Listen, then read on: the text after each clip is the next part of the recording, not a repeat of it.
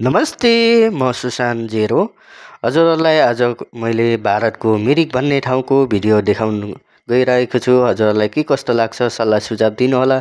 त्यसै गरी युट्युबमा गएर डिआर जेरो कन्टेन्ट ब्लगमा सर्च गरेर बेल आइकनको घन्टी पनि बजाइदिनु होला।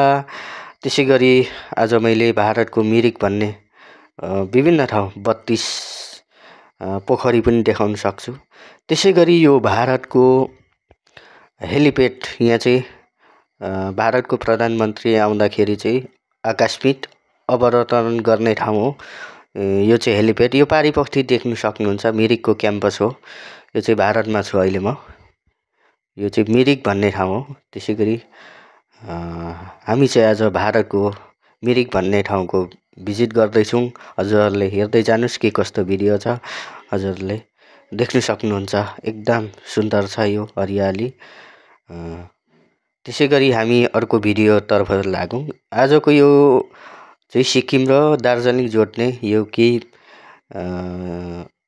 चिया बगानहरू छ, एकदम राम्रो। त्यसै गरी हामी मिरिकको 32 ताल भन्दो रहेछ यसलाई, 32 ताल भन्दो रहेछ। एकदम सुन्दर छ, पर्यटकीय ठाउँ यो पनि गन्तव्य हो। एकदम लामो देखि लिएर चौडाइ हो यो, एकदम विशिष्ट गरी यो चाहिँ ठुलो ताल छ है।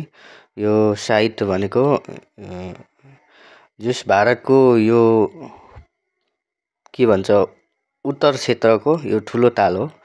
यो चाहिँ भनेको पहाडमा यस्तो ठुलो ताल भन्नु भनेको एकदम आफैमा हो छ।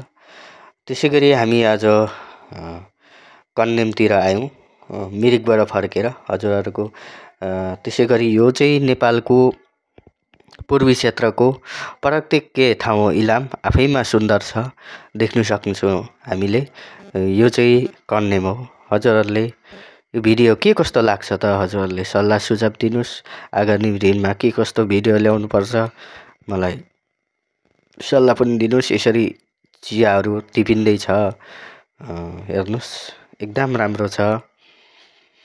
तपाईँहरूको माया साथ सपोर्ट अझै पाइराखौँ भन्ने को साथ यो भिडियो बनाएको छु। के कस्तो लाग्यो यो भिडियो हजुरहरूले सल्लाह सुझाव दिनुहोस्।